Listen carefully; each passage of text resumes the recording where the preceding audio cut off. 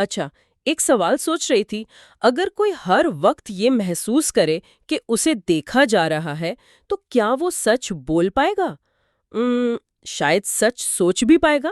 یہ سوال تو سیدھا ہمیں جارج آرویل کے مشہور زمانہ ناول 1984 کی دنیا میں لے جاتا ہے۔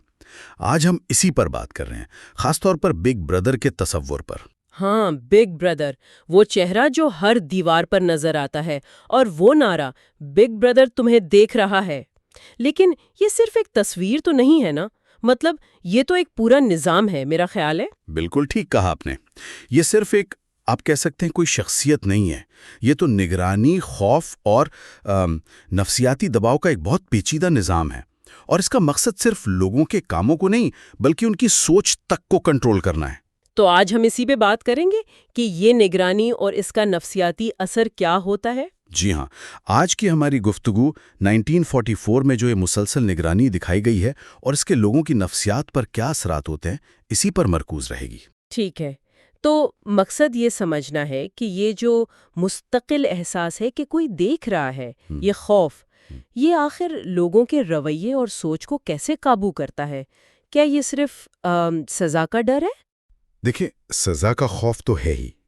وہ جو خیال پولیس یعنی تھاٹ پولیس کا ذکر ہے، اس کا ڈر تو بہت بڑا عنصر ہے، لیکن آرویل اس سے کہیں گہری بات کر رہے ہیں۔ اصل کنٹرول، وہ کہتے ہیں، سزا کے خوف سے زیادہ اس وقت مؤثر ہوتا ہے جب لوگ خود ہی اپنے سب سے بڑے سینسر بن جاتے ہیں۔ خود ہی اپنے سینسر؟ مطلب وہ خود ہی رک جاتے ہیں، پارٹی کی سوچ سے ہٹ کر کچھ کہنے یا شاید سوچنے سے بھی پہلے؟ جی ہاں، بالکل۔ یہ صرف سزا کا ڈر نہیں رہتا، پھر اس میں شرمندگی کا احساس شامل ہو جاتا ہے، دوسروں سے الگ تھلگ سمجھے جانے کا خوف ہوتا ہے، اور سب سے بڑھ کر وہ جو مسلسل نگرانی کا ایک نفسیاتی بوجھ ہے نا، وہ بہت اہم ہے۔ جیسے ناول میں وہ فیس کرائم کا تصور ہے، یعنی چہرے پر غلط تاثرات آ جانا بھی جرم سمجھا جاتا ہے۔ آپ سوچیں کس حد تک لوگوں کو اپنی ذات پر پہرا دینا پڑتا ہے۔ یہ تو بہت ہی تھکا دینے والا کام ہوگا پھر، ہر وقت اپنے خیالات پر، اپنے لفظوں پر، یہاں تک کہ چہرے کے تاثرات پر بھی نظر رکھنا۔ بالکل، اور یہیں سے وہ نفسیاتی کنٹرول، وہ شکنجہ مضبوط ہوتا ہے۔ جب آپ ہر وقت خود کو ہی مانیٹر کر رہے ہوں تو آزاد سوچ کی گنجائش خود بخود کم ہوتی چلی جاتی ہے۔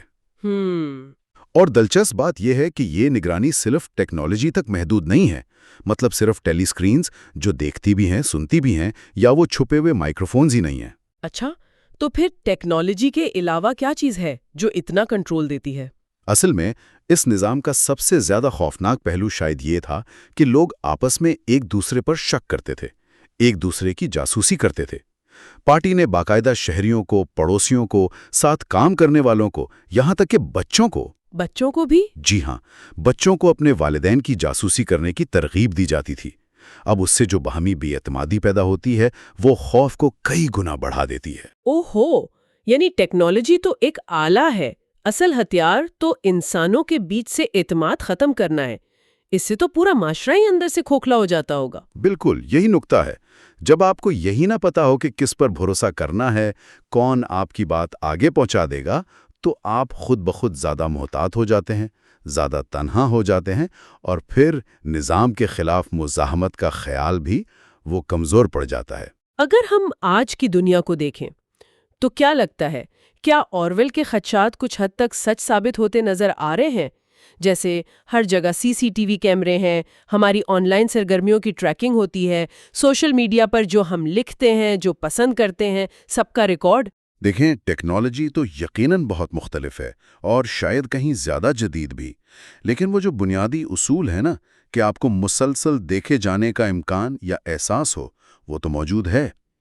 ڈیٹا جس بڑے پیمانے پر جمع ہو رہا ہے، اس کا تجزیہ ہو رہا ہے، چاہے وہ حکومتیں کریں یا بڑی کمپنیاں، یہ سوال تو پیدا ہوتا ہے کہ یہ نگرانی ہمارے رویوں پر، ہماری گفتگو پر، اور شاید ہماری سوچ کی آزادی پر بھی کیسے اثر انداز ہو رہی ہے۔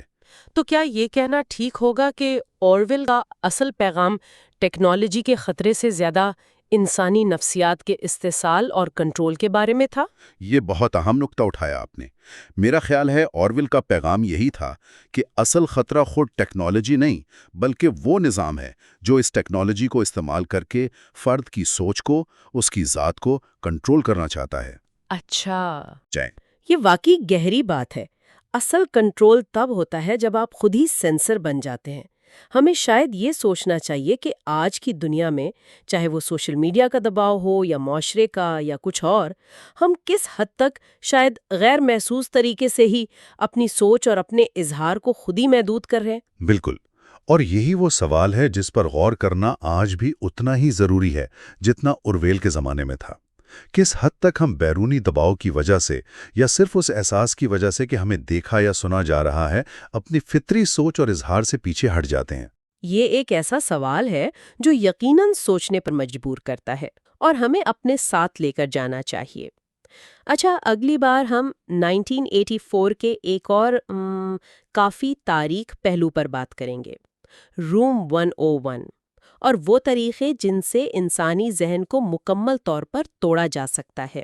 جی، وہ بھی ایک اہم موضوع